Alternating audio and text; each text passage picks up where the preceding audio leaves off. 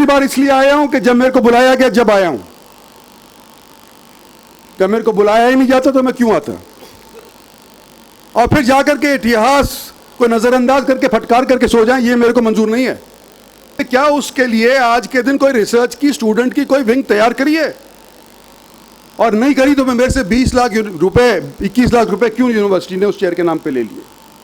और आखिर जाकर के हरियाणा सरकार की आंखें खुली और इस रीजनल सेंटर को एक यूनिवर्सिटी का दर्जा दिया गया। हरियाणा एक एजुकेशनल तौर के ऊपर प्रसिद्ध होया करती थी कि जो पिछले दिनों के अंदर हमारे यहाँ पर डेवलपमेंट का अभाव बढ़ता गया, नजरअंदाजी करी गई, वो आपके राज्यपाल बनने के बाद रीजनल सेंटर शायद ये हरियाणा का सबसे लंबे अरसे तक का रीजनल सेंटर था।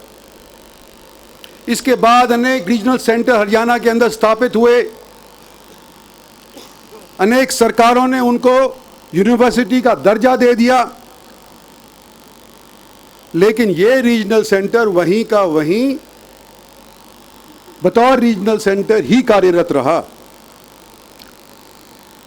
और आज जब मैं खुशी का इजहार कर रहा हूं, इसीलिए कर रहा हूं कि कम से कम मशक्कत चाहे किसने भी करी हो, यहां के लोगों ने करी थी।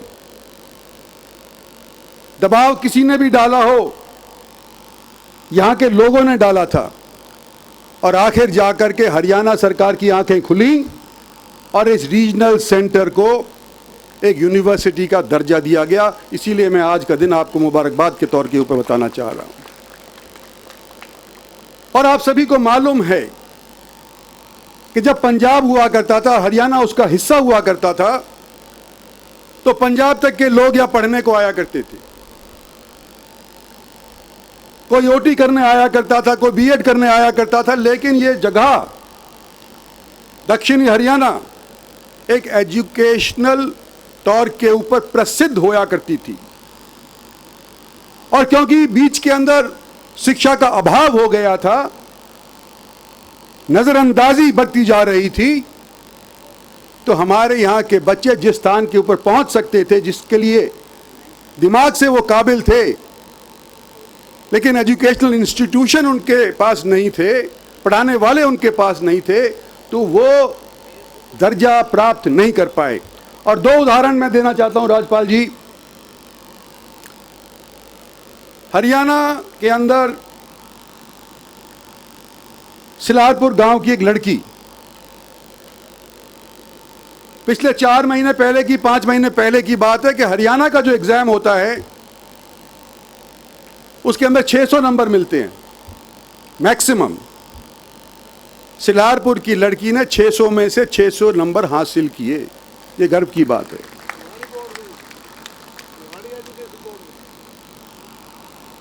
Haryana education board, Haryana education board का जो नंबर आया करता है उसमें 600 से 600 नंबर उसने प्राप्त किए। और हाल ही के अंदर 2-4 दिन पहले की बात मैं करना चाहता हूं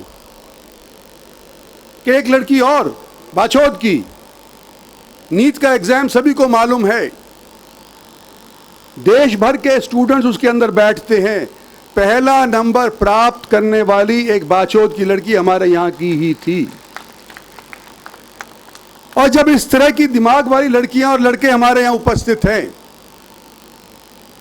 उनको पढ़ाने वाले यहां पर उपस्थित हैं, तो राज्यपाल के तौर के ऊपर और यूनिवर्सिटी के चांसलर के तौर के ऊपर जो यहाँ पर आज के वाइस चांसलर साहब ने आपको आमंत्रित किया है, यही उम्मीद किया है कि जो पिछले दिनों के अंदर हमारे यहाँ पर डेवलपमेंट का अभाव बढ़ता गया, नजरअंदाजी करी गई, वो आपके राज्यपाल बनने के बाद, चांसलर बनने के बाद, ये पिछला सारा का सोरा खाता पूता सारा का सारा आने वाले आपके जो भी आपके समय है उसके अंदर बराबर कर दोगे और इसको और यूनिवर्सिटी के साथ स्थापित कर दोगे। मैं एक यूनिवर्सिटी के अंदर दूसरी बार आया हूं।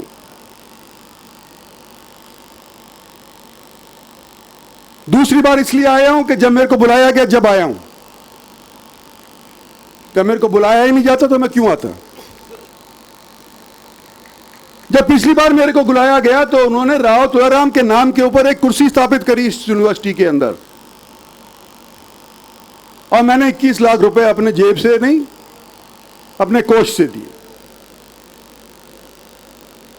और जब कोई चेयर स्थापित होती है, थोड़ा बहुत जो मैं पढ़ा लिखा हूं, मैं समझता हूं कि रिसर्च के वास्ते होती है, इलाके के इतिहास के जिक्र करते हुए, शहादत का जिक्र करते हुए, बहादुरी का जिक्र करते हुए हम सिर्फ जबानी जमा खर्च कर जाएं और फिर जाकर के इतिहास को नजरअंदाज करके फटकार करके सो जाएं, ये मेरे को मंजूर नहीं है। मैं आज यूं कहना चाहता हूं कि जो चेयर स्थापित हुई है, क्या उसके लिए आज के दिन कोई रिसर्च की, स्टूडेंट की कोई विंग तैयार करी है? और नहीं करी तो मैं मेरे से 20 लाख रुपए, 21 लाख रुपए क्यों यूनिवर्सिटी ने उस चेयर के नाम पे ले लिए? ये जवाब देना चाहिए फैकल्टी को। जो लोग इसके साथ जुड़े हुए हैं उनको देना चाहिए कि यहां यूनिवर्सिटी तो बन गई, जो लोग इस एरिया के इतिहास को भूल जाते हैं या भुलाने की कोशिश की करते हैं, वो हमारे मान और सम्मान के ऊपर ठेस पहुंचाते हैं, और वो लोग इस तरह के तौर के ऊपर इस इलाके को, हरियाणा को प्रसिद्ध नहीं कर सकते।